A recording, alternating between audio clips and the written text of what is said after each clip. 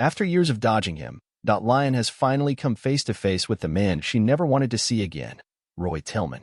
In the latest episode of Fargo Season 5, Juno Temple is hospitalized after a semi-truck suddenly veers off the road and plows into her vehicle.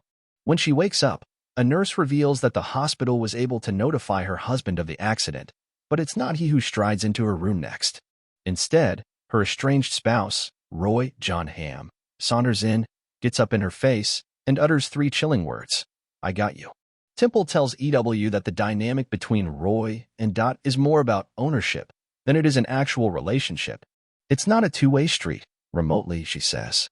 It's like the minute those vows were said, a man like that thinks that young woman became his property.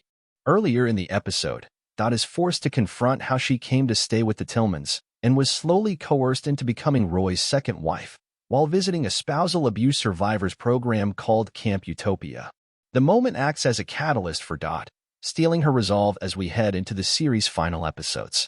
That transformation, that seed, has obviously been planted in Episode 5, and she really follows through with that, Temple says. She wants to get home.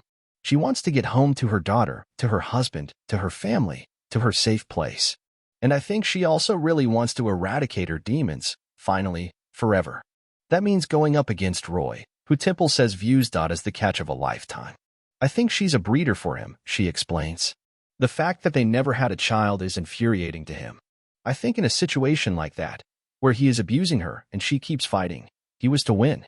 I think there would be a version of events where he doesn't kill her, but he probably has his way with her because he wants to breed.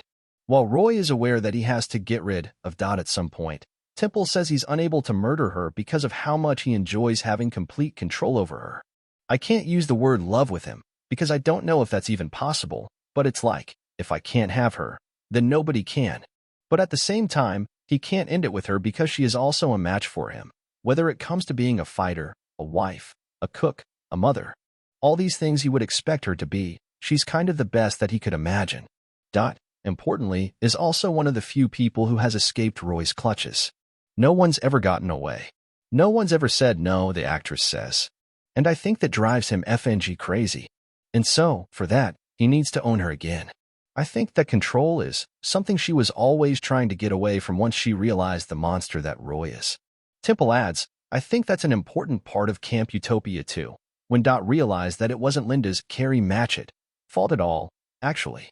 I think she's been blaming this woman for Roy's actions, and that's another kind of big realization for her, that she did have a part to play in it even if she wasn't fully aware of what she was doing.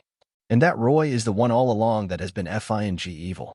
Fargo airs Tuesdays at 10 p.m. Eastern Time / Pacific Time on FX and streams the next day on Hulu. If you're experiencing domestic violence, call the National Domestic Violence Hotline at 1-800-799-7233 or go to thehotline.org. All calls are toll-free and confidential. The hotline is available 24/7 in more than 170 languages.